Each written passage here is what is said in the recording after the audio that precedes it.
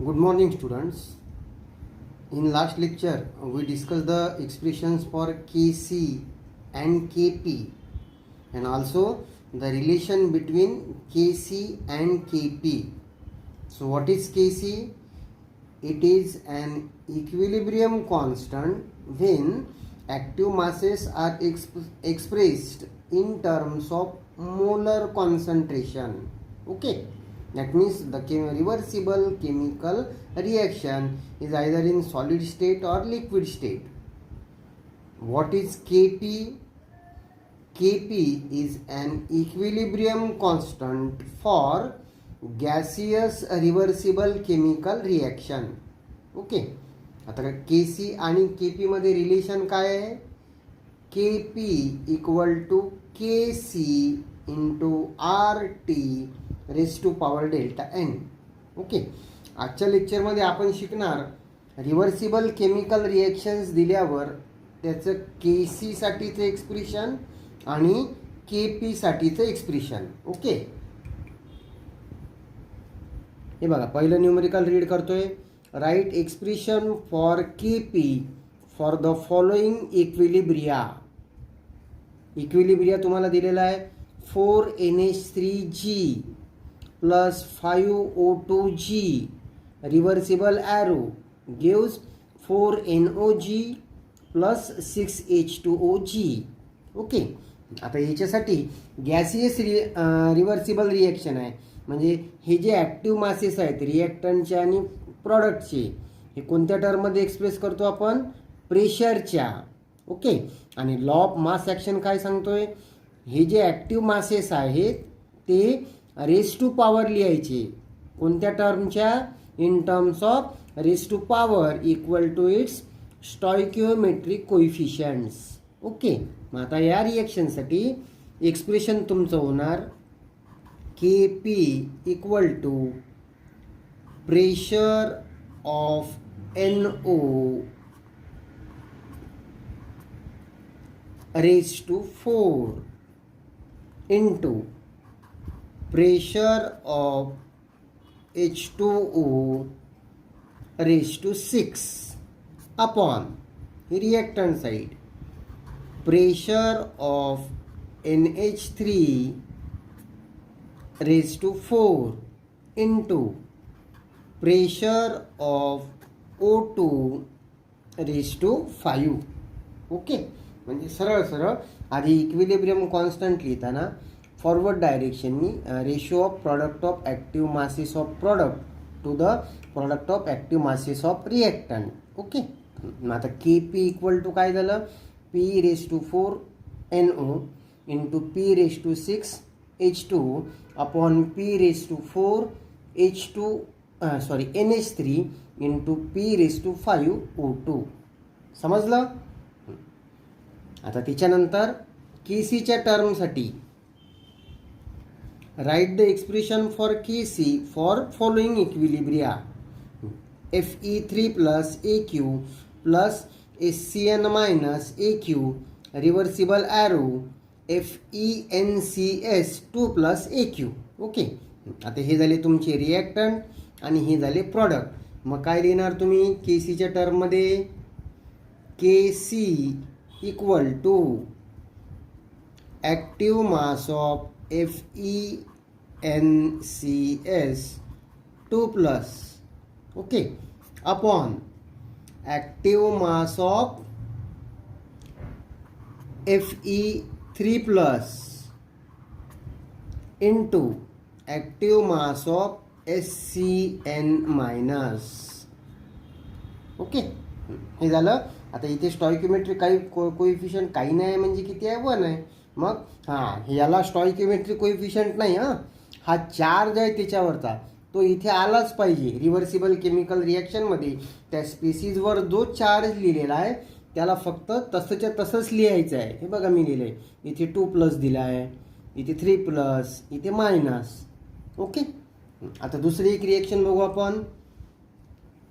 MgCO3 solid reversible arrow gives MgO solid plus CO2G. Okay. आता याच्यासाठी Kc equal to product काय आहे? MgO solid plus CO2 gas. मला वाटलंच तुम्ही बोलणार काय, Kc equal to active mass of CO2 into active mass of MgO upon active mass of MgCO3. सगळ्या जणांनी असाच विचार केला असणार ना. पण तसं नाही आहे. रिव्हर्सिबल केमिकल रिॲक्शनमध्ये फिजिकल स्टेट जर सॉलिड मेन्शन केलेला असेल तर त्याचं कॉन्सन्ट्रेशन कन्सिडर करायचं नाही. म्हणजे या रिव्हर्सिबल केमिकल रिॲक्शनसाठी Kc इक्वल टू आम्ही काय लिहिणार, फक्त ॲक्टिव्ह मास ऑफ CO2 ची. ओके. आता हेच प्रेशरच्या टर्ममध्ये काय लिहिणार तुम्ही, Kp equal to pressure of CO2. आलं लक्षात.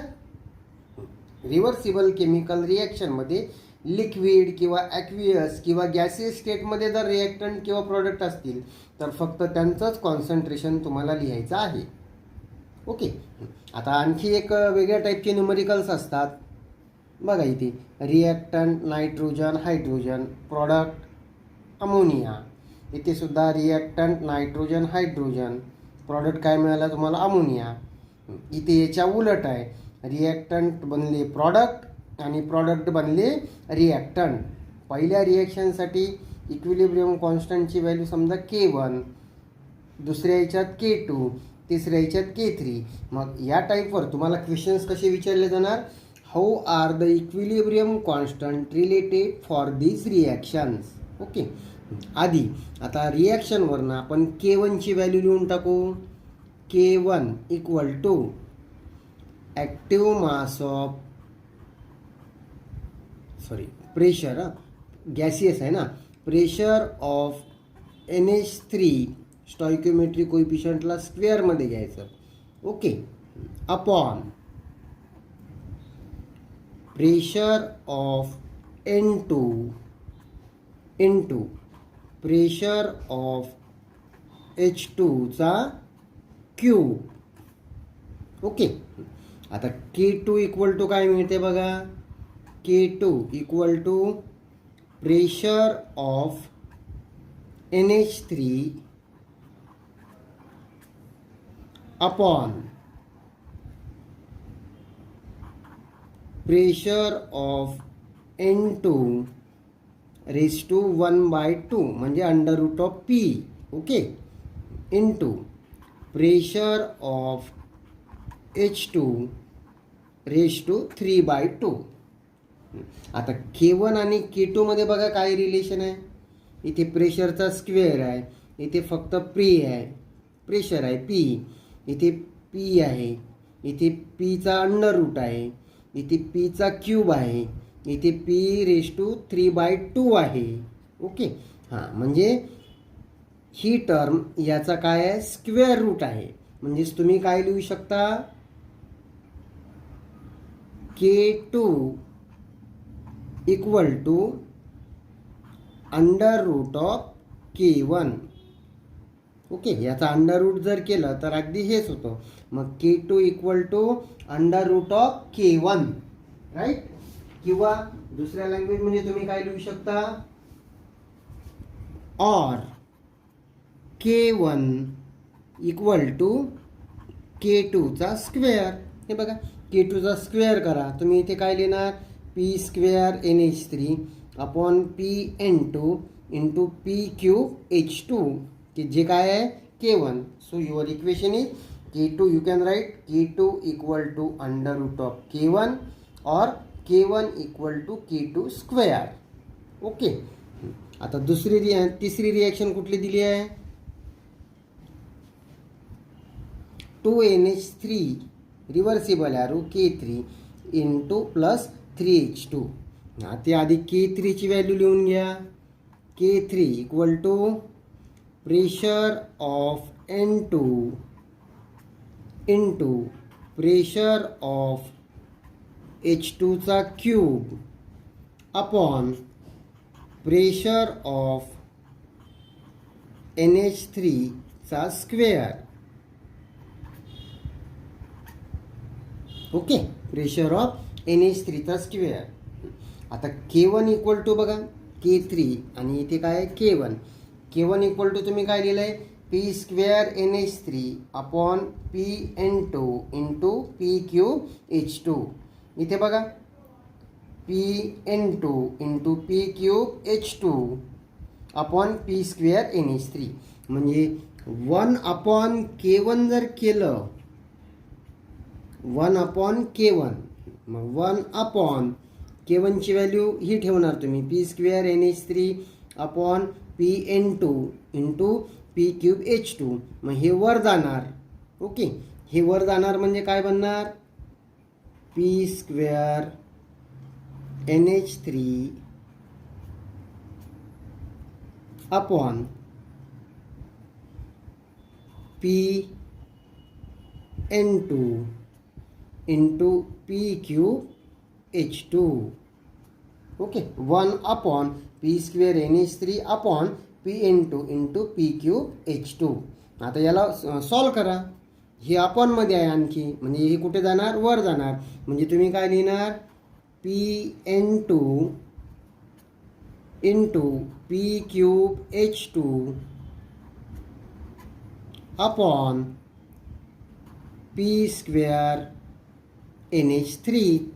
ओके, आणि हे म्हणजेच काय इकडे बघा K3 equal to pressure of N2 into P3 of H2 upon P square of NH3 म्हणजेच 1 अपॉन K1 इक्वल टू तुम्ही काय लिहू शकता K3. म्हणजे इथे काय रिलेशन देणार K1 आणि K3 मध्ये 1 upon K1 equal to K3. Okay, अशा पद्धतीचे न्यूमरिकल्स या टॉपिकवर विचारला जाऊ शकतात. तिथे तुम्ही रिलेशन पाहायचं. सगळ्यात आधी तर ते जी रिॲक्शन दिलेली आहे त्याच्यावरनं K1 K2 K3 च्या व्हॅल्यू काढून टाकायच्या. त्याच्यानंतर mathematically how they are related with each other ते फाइंड करायचं. क्लिअर? ओके.